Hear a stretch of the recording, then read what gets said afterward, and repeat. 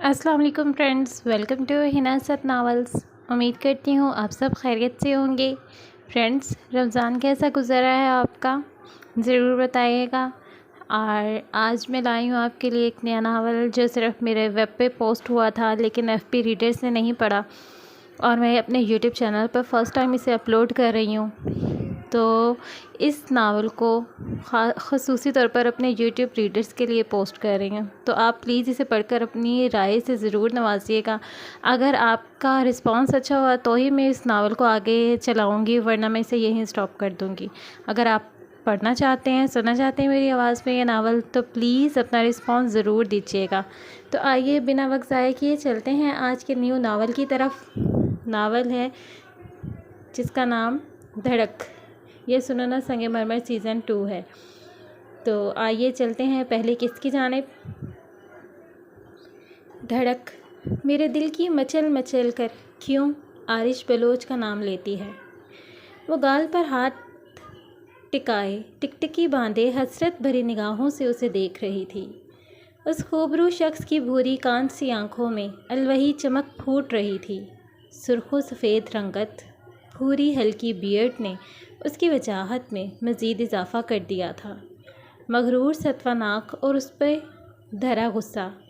Army uniform में मलबूस अपने पूरे जाहो जलाल समेत वो फ़ौजी दस्ते के बीचों बीच इस्तादा अपने मातहत को उनके फ़राइज़ समझाता। वो कोई यूनानी देवता लगा। उसको सिर्फ लोग देखते थे मगर उसे छूने की हिम्मत नहीं रखते थे। फ़ौजी के पहने सबको इंस्ट्रक्शंस देता वो लोगों के जमे गफ़ीर में अपनी ज़ेरक निगाहों से चारों अतराफ़ का जायज़ा ले रहा था। तभी मेन गेट से मुल्क के वज़ीर आला दाखिल हुए, जो सिक्योरिटी के साथ आकर खुसूसी नशिस्त पर बैठ गए। ब्रिगेडियर आतिश बलोच के साथ बैठे वो उनसे महवे कलाम हुए और आज 6 सितंबर के लिहाज से होने वाली पाकिस्तान में मुल्की दिफा की खातिर डट जाने वाले फ़ौजियों को खराज अकीदत पेश किया जा रहा था। योबी दिफा पाकिस्तान के मौके पर मुल्क के मुख्तलिफ़ शहरों में मुसल्ह अफवाज जदीद तरीन हथियारों और मिज़ाइलों की नुमाइश करती है और उसके साथ ही अस्करी महारत का मुजाहरा किया जाता है।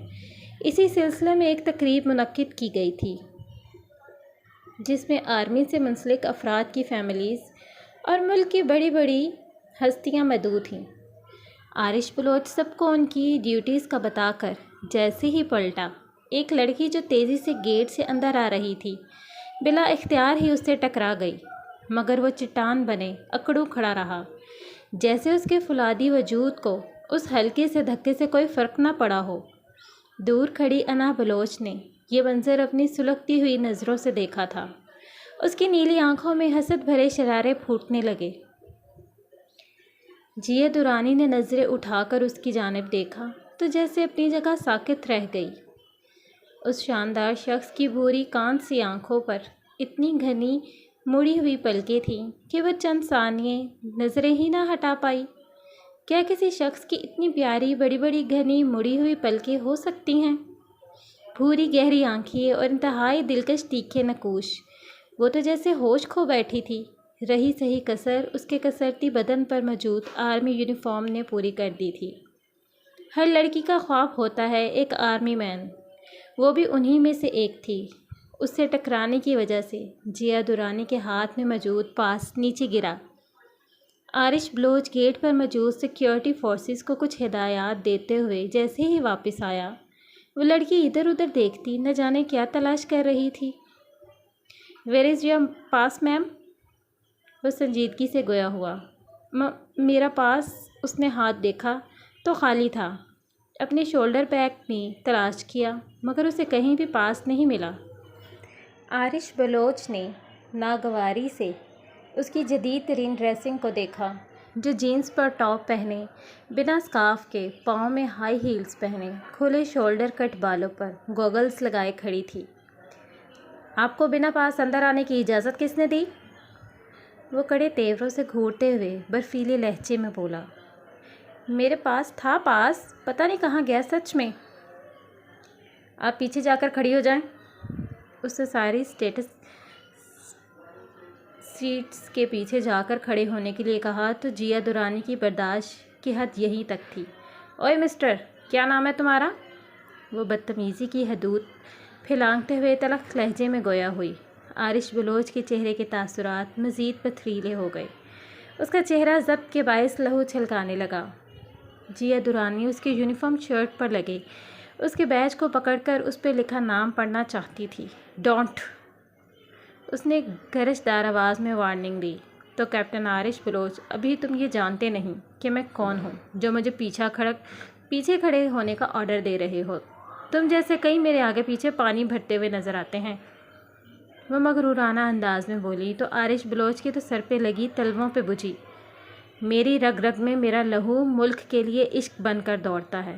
تم جیسی گھمنڈی لڑکی کی اکڑ نکالنا میرے دائیں ہاتھ کا کھیل ہے، مگر میرے ملک کی مٹی میں ملا ہے عورتوں کی احترام کا سبق، لیکن ہوتی ہیں کئی تم جیسی عورتیں جو احترام کے قابل نہیں۔ وہ ایک ایک لفظ چبا چبا کر قہر زدہ آواز میں بولا۔ بڑا غرور ہے نا تمہیں خود پر؟ تمہیں اپنے اشاروں پر نہ نچایا تو میرا نام جیا درانی نہیں۔ اس سے پہلے کہ وہ ایک بھاری ہاتھ کا تھپڑ لگا کر اسے گیٹ سے باہر پھینکتا۔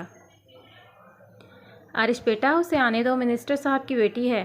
آتش بلوچ جو اسے کافی دیر سے جیا درانی سے الجھتے ہوئے دیکھ چکا تھا، اس کے قریب آ کر کہا۔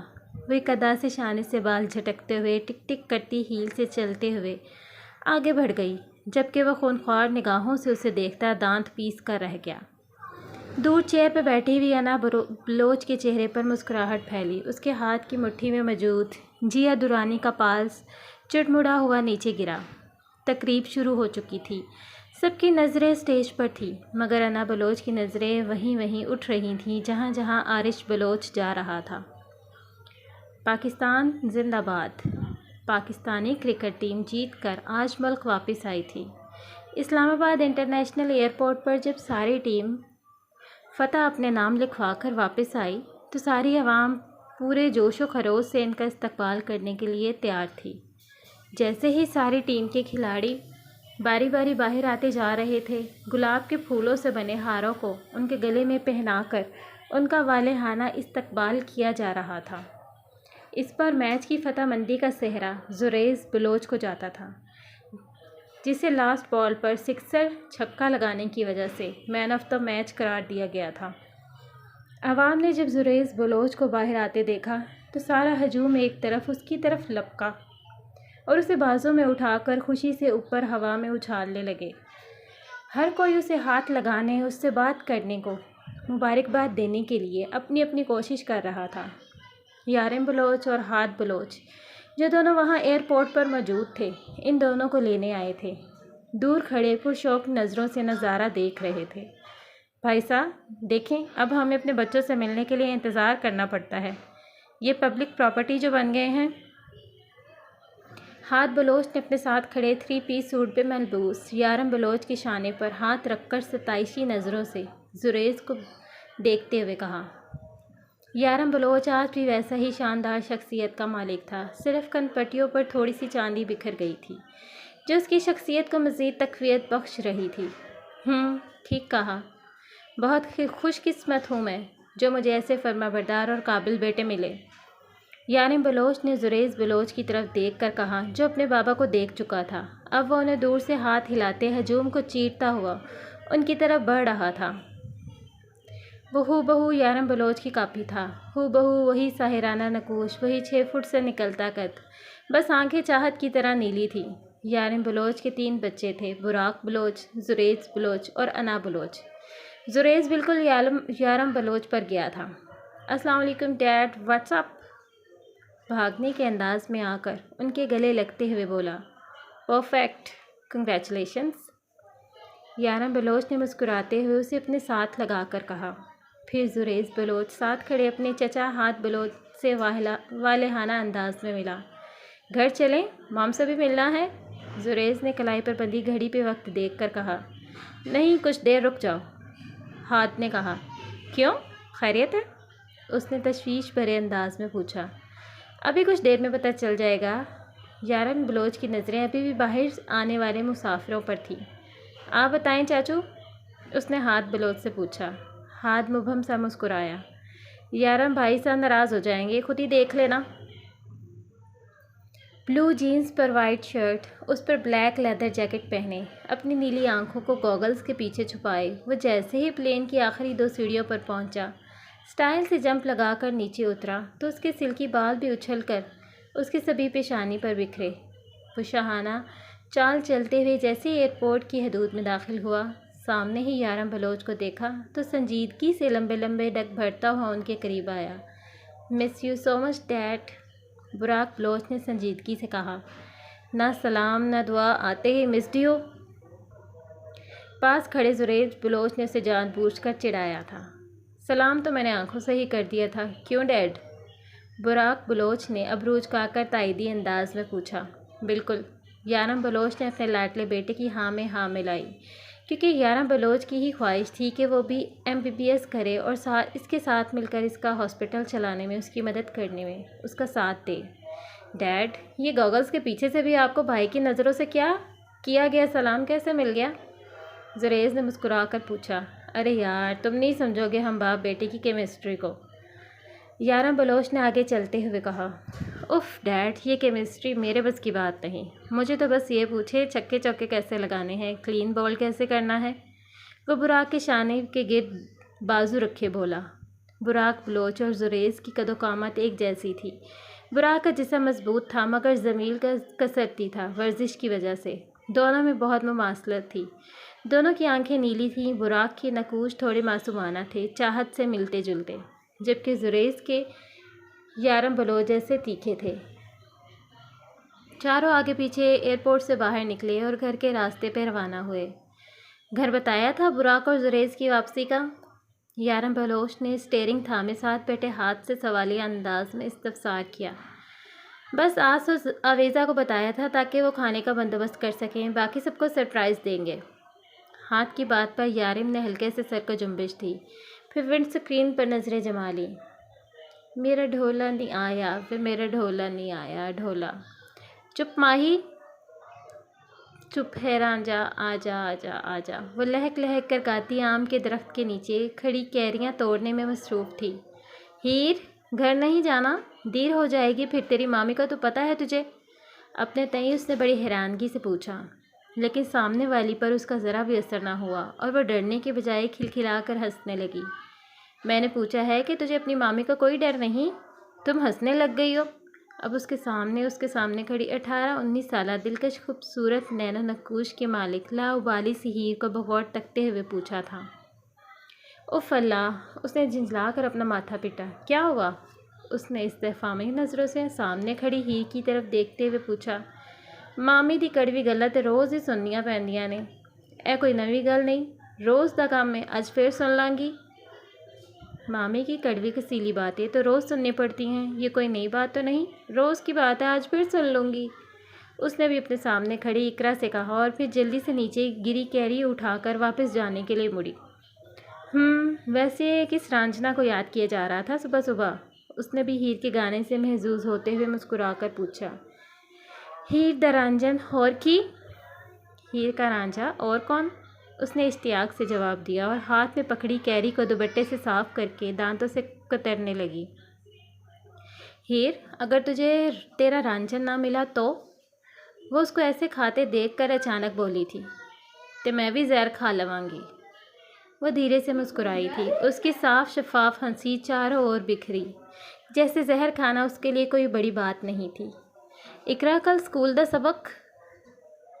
कल मिलूंगी तो बता दूंगी, उसने लापरवाही से कहा।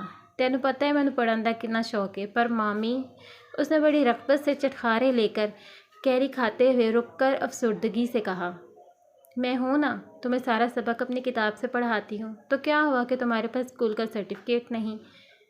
उसने हीर के शाने पर हाथ रखकर तसल्ली अमेज़ अंदाज में कहा। चल चलिए घर, मामी ने मेरी जान कट लेनी आज। हीर ने उसकी कलाई से खींच लिया और वापसी की राह पर चलने लगी। धूप और गर्मी की शिद्दत से उसकी गोरी रंगत तमतमा रही थी और चेहरा सुर्ख हो चुका था। वो भागते हुए घर की तरफ बढ़ी, जो कच्ची मिट्टी से बना था। यह पंजाब का एक बैकवर्ड इलाका था, जहाँ ज़्यादातर गरीब किसान मिट्टी से बने घरों में गुजर बसर कर रहे थे। आ गई महारानी, सवेरे सवेरे कित्थे मर गई सी? کم تیرے مریا نے کرنے سن۔ آ گئی مہارانی، صبح صبح کام کہاں مر گئی تھی؟ کام تمہارے مرے ہوا نے کرنے تھے۔ زرینہ کی کڑکتی ہوئی آواز اس کی سماعتوں سے ٹکرائی۔ اس کی کٹیلی نظریں ہیر پر جمی تھیں۔ مامی میرے ماں پیو تک نہ پہنچیا کر، مامی میرے والدین تک نہ پہنچا کریں، اس نے بھی بڑی کاٹ دار آواز میں جواباً کہا، اور دوپٹے میں چھپائی ہوئی کیریاں ایک طرف رکھیں۔ بڑی چلا لگ پئی ہے تیری زبان کینچی ور کی۔ آج یہ تیرا ماماج فیصلہ ہو ہی جائے گا، یا تے تیری زبان نہیں یا تو نہیں، مفت دی روٹیاں توڑ دیئیں، اگو زبان چلان دی۔ وہ قہر زدہ نظروں سے اسے دیکھتے ہوئے بولی، دھمکی آمیز انداز میں بولی تھی۔ کی کرنا ہے؟ نہ چاہتے ہوئے بھی ہیر کے گلے میں آنسوؤں کا پھندا سا لگ گیا۔ وہ روندی ہوئی آواز میں بولی، آج کوئی نواں دن چڑھے ہے جڑے تینوں پتہ نہیں کی کرنا ہے؟ پہلے لسی رڑک پھر ساگ چولہے تے دھر دے، میں ذرا نال دی سکینہ نو مل کے آن دیاں۔ آج کوئی نیا دن نکلا ہے جو تمہیں نہیں پتا کہ کیا کرنا ہے؟ پہلے لسی بناؤ پھر ساگ، میں ذرا ساتھ سکینہ سے مل کر آتی ہوں۔ وہ کہتے ہوئے باہر نکل گئیں۔ ہیر اب اپنے دوپٹے کے پلو سے چہرہ صاف کرتی کچے مٹی کے فرش پر بیٹھ کر لسی بنانے لگی تھی، ساتھ ساتھ گنگنا رہی تھی، میرا ڈھولا نہیں آیا وے میرے ڈھولا نہیں آیا ڈھولا، چپ ماہی چپ ہے رانجھا، آجا آجا آجا۔ تو ڈیئر ریڈرز، کیسی لگی آپ کو آج کی فرسٹ ایپیسوڈ؟ مجھے اپنا رسپانس ضرور دیجیے گا تاکہ میں کل ہی نیکسٹ اس کی ایپیسوڈ اپلوڈ کر دوں۔ اور جو میں نے دوسرا اپنا پرانا ناول سٹارٹ کیا مہکا جیسے روار ہوا، انشاءاللہ کل میں اس کی ایپیسوڈ بھی اپلوڈ کروں گی، لیکن آپ رسپانس نہیں دے رہے اس لیے مجھے پھر اپلوڈ کرنا دل نہیں کرتا۔ رسپانس دیں مجھے اپنا، اور دعا میں یاد رکھیے گا، اپنا بہت سا خیال رکھیے گا۔ آپ کی اتنا رسی رائٹر ہنا اسد۔ اللہ حافظ۔